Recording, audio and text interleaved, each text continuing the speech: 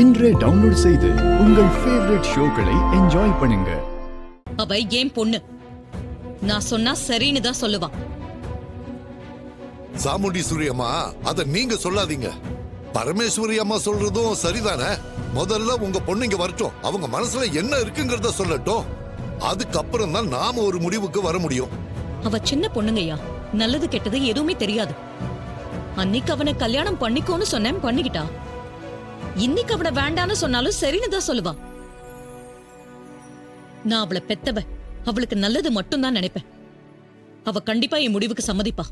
இல்லையா, என் பேத்தி ஒரு காலம் இதுக்கு சம்மதிக்கவே மாட்டா.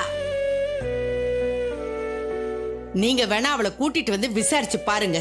அவ என் பேரன் கூட சேர்ந்து வாழணும்னு தான் ஆசைப்படுவா. இத பலமுறை என்கிட்டயே அவ சொல்லியிருக்கா. அவளை கூட்டிட்டு வந்து விசாரிச்சா இவளுக்கு எதிராதான் பேசுவான்னு இவளுக்கு தெரியும். அதனாலதான் இவ தயங்குறா. சாமுண்டீஸ்வரி அம்மா, நீங்க ஊர் தலைவரா இருக்கீங்க. நீங்களும் நிறைய பஞ்சாயத்துகளை பார்த்திருப்பீங்க.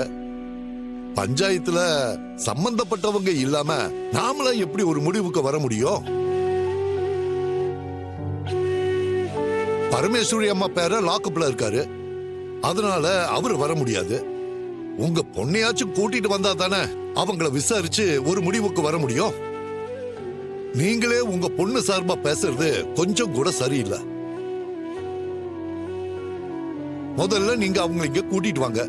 அவங்க என்ன சொல்றாங்கன்னு தெரிஞ்சுக்கிட்டு அப்புறமா ஒரு முடிவுக்கு வரலாம். ஐயா, சரியா சொன்னீங்க.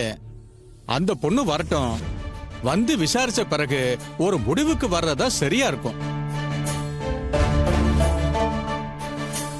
சாமுண்டீஸ்வரி அம்மா, முதல்ல நீங்க உங்க பொண்ணை இங்க கூட்டிட்டு வாங்க.